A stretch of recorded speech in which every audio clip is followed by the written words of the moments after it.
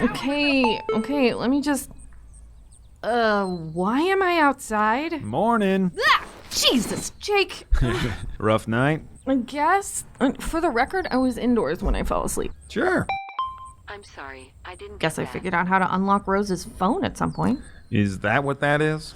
Where have you been, by the way? You're just lucky it didn't rain for once. Yeah, seriously though, where were you? Well, I'd better leave you to it. I walked into that spot in the woods, which was freaky, by the way. And when I came back out... Okay, sounds good. You have a good day, Lara. What? Coffee on the counter. Wait, Jake? Ugh.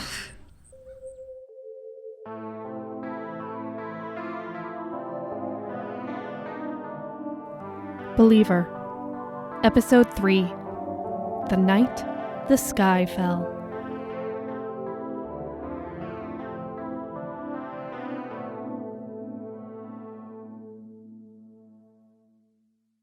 So, sleepwalking, vivid nightmares, unexpected fatigue, they're all common side effects of emotional stress. Not that okay, I was worried, and that can provoke some sleep disruption, that's all. Anyway, the phone. There was surprisingly little on there.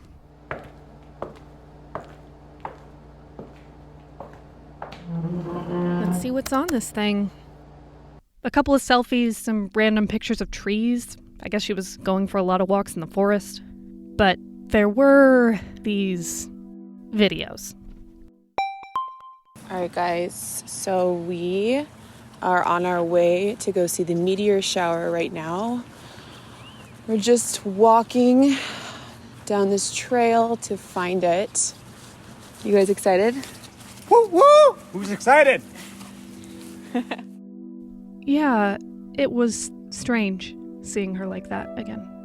Just hopeful, happy.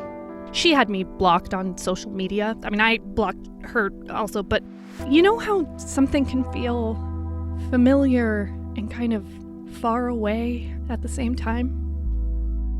Of course, it got more far away as it went along. Hey guys, so update, we made it to the top and it looks like the meteor shower is starting. What do you guys think? Yeah, it's cool, I suppose. I don't know if I've ever seen them So get this pretty. bright, though. You know, Yes. you've got a point. Do you guys hear that? What? It sounds like shrieking almost, Yeah, like they're screaming. Is Oh, this supposed to be this loud? Listen, before I keep going with these, have you ever heard of Tunguska? Yeah, in 1908, there was this mysterious explosion, flattened 2,000 square kilometers of forest in eastern Russia. There have been hundreds of scholarly articles about it, but not because there's a lot of disagreement about what happened. All the witnesses reported lights in the sky, typically a single column of blue light, brighter than the sun. And then some kind of bright body that came toward the ground, and it knocked down 80 million trees in an instant and caused a 5.0 earthquake. The site where this happened is distinctive and circular, like an impact crater, except there's no point of impact. There was no artifact left behind. So naturally, this spurred all kinds of conspiracy theories, from aliens to experimental government technology to superhero origin stories. You can find every kind of paranormal story that revolves around the mystery of what happened in Tunguska. The thing is, we know what this is. It's called an airburst. It happens when a meteorite breaks up in the atmosphere, but before it does that, it gets close enough to the ground that the energy from its fall still slams into the earth. The meteorite doesn't land, so it's kind of an impact without an impact. It actually happens all the time. This one was just unusually close to the ground. I say all this so you know that, well, what happened in the woods that night was not without precedent. Are we good here? You know, No, he's... you guys, we're good. No, he's right. It's not supposed to be this loud and No. this bright. And why are they different colors? No, this is normal, you guys. Yeah, isn't it? There's This is like what- reds and greens and like... No, you this is still- how it's supposed to be, you guys. Do you It's cool. still have those shrooms in your car, man? Maybe we should take a walk. Wait. Yeah. Let's just enjoy it a little bit. Just let It's actually getting a little too bright for Okay, me. yeah, alright, so maybe it is amazing, maybe it is beautiful, It's but... getting close. Like, this is... It's okay. Just one more video.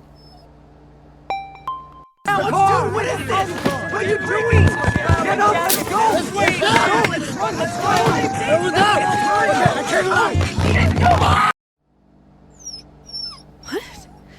You can see the boys, these younger guys, running around and freaking out and screaming at each other. What do I do with this? What is this? But Rose, holding the camera, is just serene. There are a couple glimpses of her face in there, and she's smiling. Like she wanted this, like she's enjoying it. Yikes, that is eerie. You have one unheard message. First unheard message. This is Mayor Boone. I don't know what you're still doing in this town, Laura, but you'd better stay away from me, my husband, and especially my daughter. I saw you at my house last night, and you better stay away. Hey, Camille. Sorry for missing you earlier. My phone is being really weird. Yeah, no problem. Just let's get away from the diner, okay? Yeah, we can go this way. So when can I meet your dog? I heard you brought a dog. I actually can't get him to leave Rose's sweater. Oh, that's Concerning? cute. I was gonna say cute. Oh, yeah, I guess that too. I mean, it makes some sense. He was Rose's dog, really. I mean, he was our dog, but he was her baby. So like you and Rose were like together? Yeah.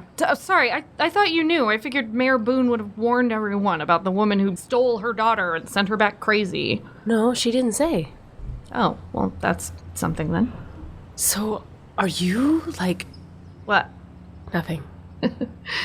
Okay. So Jake said you had something for me? Oh, yeah, here. It's a USB thingy. I got it from Abe. Who? Abe Ramirez, he runs the radio station. Oh, okay. Well, you know, Rosa's dad, the Reverend, he used to have this radio show every Sunday where they'd play his sermons. Sure. Well, a couple months ago, they had to cancel the show because they got some complaints. Complaints? Like what? Well, it got pretty unconventional, the preaching. But, so, he recorded a bunch of additional sermons after the cancellation. He kept sending them to Abe even after Abe told him to stop. And Abe just kept them? Yeah, Abe keeps everything. And you think there's something in there that will help me find Rose? I think you should hear him. Yeah. Do you think Reverend Boone had something to do with Rose's disappearance? No, he wouldn't do that. Because he's the one who called me to come here. He called you? Like himself? Yeah, it's the last message I got before my phone freaked out. Huh. Anything helps, though. I'll take what I can get at this point. Yeah, I'll keep digging. Oh, by the way. Yeah? Last night, were you looking for me? Or for my mom or something? Last night? Yeah, when you were outside my house. What? No, I wasn't. Yeah, you were. I saw you. Like 2 or 3 in the morning. You walked up the street and then you just kind of stood there, staring. I thought maybe you were looking for me, but I don't remember telling you where I live. You didn't. Where was this?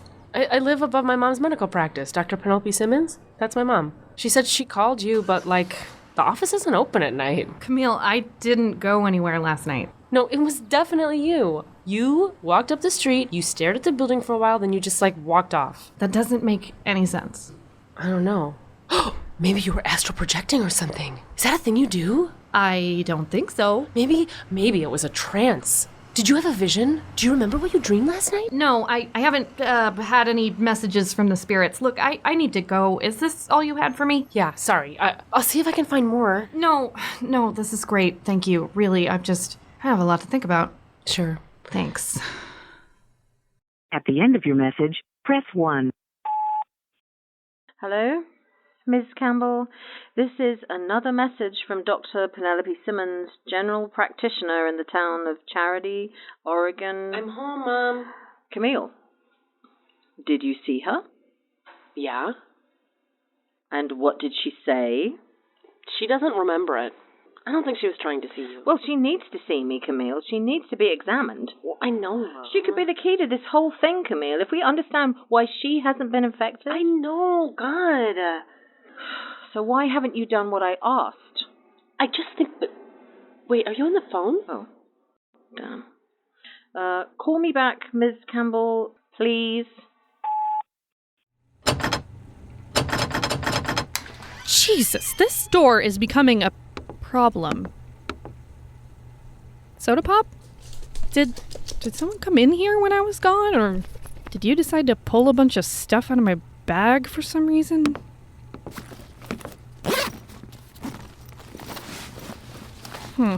Well, it looks like everything's here. And I mean, you'd at least pretend to protect my stuff, right? Okay. All right. We'll do more walks or something, I guess. Okay. Let's look at this again. Yeah, Sodapop, if anybody asks, I am talking to you.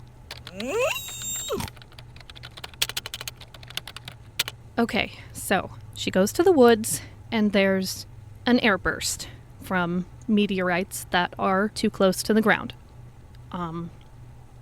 The boys get sick and go to the hospital. Could be unrelated. Could not be. Rose goes home and draws something all over her wall. I think they're animals. Just like spider-morphed, tentacled versions of animals. Are they tentacles? I mean, they're long, twisting lines that move in and out of each other.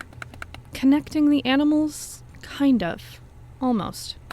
But see, there are breaks in it. And it's not straight like a web either. It's more like roots. Yeah, kind of.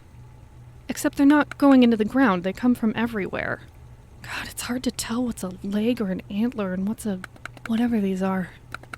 It's not random, though. It's not just scribbles. It's supposed to be something. Oh, Rosie. What did you see?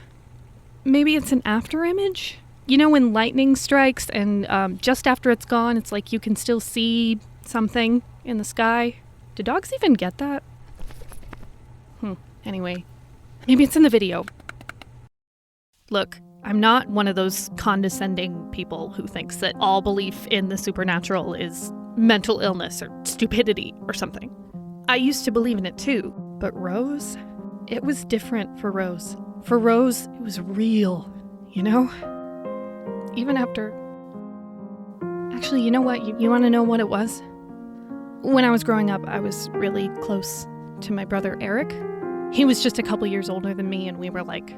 I don't know, I just did everything with him, you know. But then when he was like 11, I think, he wanted his own room, and my mom decided that she couldn't have her son and her daughter in the same room anymore, so I got moved in with our other sibling, Shane, and Eric got his own room. So I was really sad, actually, not to be in the same room with Eric. You know, 'cause I was just a little kid, but you know how it is. Like, I was used to him being there, he would tuck me in at night.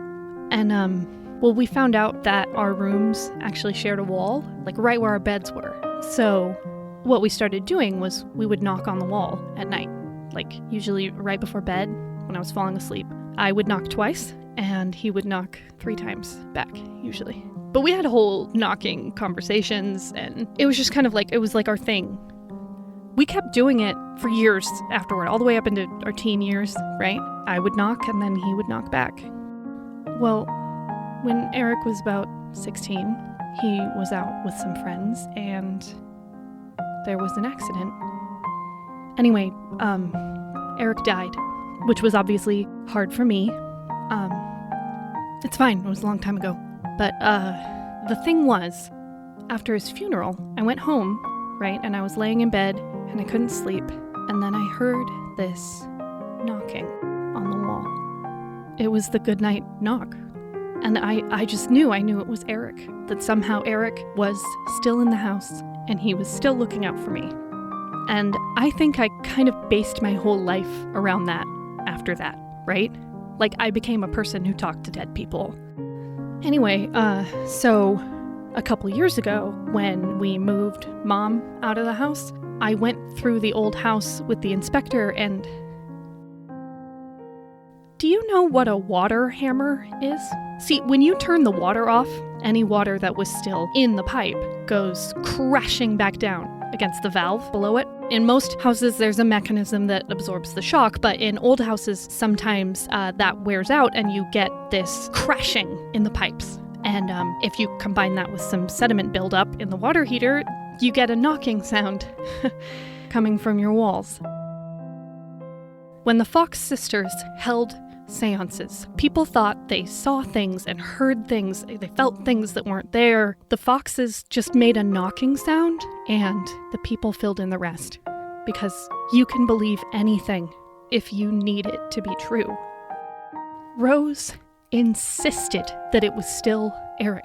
The water hammer, coincidence, she said. Or Eric caused it somehow. His spirit could wear out the air chambers in the pipes, but nothing else, I guess. And he showed up the night of the funeral. I mean, that's more than a coincidence, she said. And it had to be true. But it wasn't. It was just random. I mean, your mind reimagines your memories every time you remember them. Every time you look back on something, you change it. So did the knocking really start the night of the funeral? I don't know.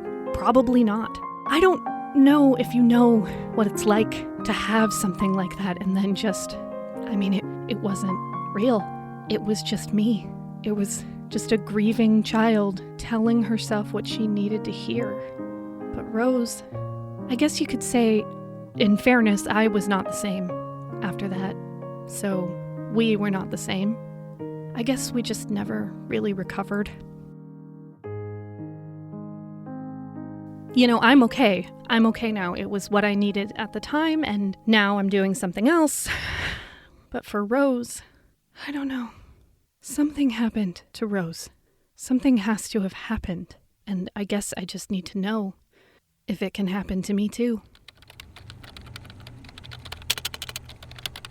Let me see the video again. No, those are straight streaks. It wouldn't be... Wait, what is that? Hold on, let me try some audio software here. Okay, so just turn down some of the background noise, mute this section, and...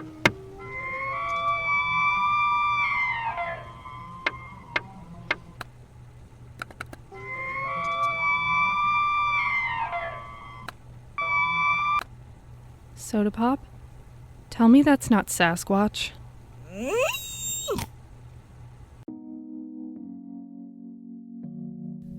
Thank you for listening to Believer.